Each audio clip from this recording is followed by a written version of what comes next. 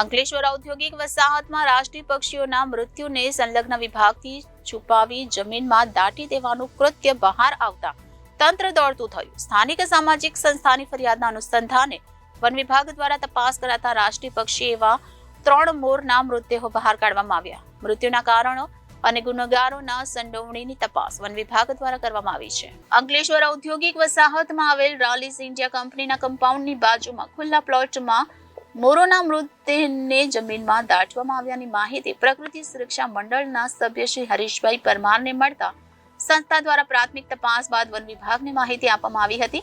One વિભાગ દ્વારા બતાવેલ સ્થળે તપાસ અને ખોદકામ કરતા 2 મોર અને 1 ઢેલ એમ 3 મોર પક્ષીઓના મૃતદેહ બહાર કાઢવામાં આવ્યા છે. મૃત્યુના કારણો અને કૃત્ય કરનારાઓની તપાસ ચાલી રહી છે. મળેલ માહિતી અને મૃત્યુના કારણો અને કૃત્ય કરનારાઓની શંકાના આધારે આસપાસના એકમોમાં તપાસ કરવામાં આવી રહી છે. માહિતી સ્પષ્ટ છે, છતાં તપાસ પુરાવાના આધારે યોગ્ય તપાસ કરવામાં આવી રહી છે. પ્રકૃતિ સુરક્ષા મંડળના સલીમ પટેલે જણાવ્યું હતું કે ઔદ્યોગિક એકમ વિસ્તારમાં આપણા રાષ્ટ્રીય પક્ષી એવા મોરના મૃત્યુ અને આ કૃત્યને છુપાવવા તેને દાટી દેવાની ઘટનાની મળેલ માહિતી બાદ અમોએ બનાવના સ્થળ પર તપાસ કરી પૂરતી માહિતી મેળવી છે અને તે માહિતી સંલગ્ન વન વિભાગને સોંપી છે.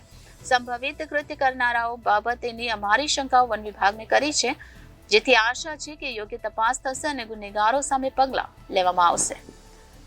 Reporter Viral Gohil, Janadesh news, Bharuch.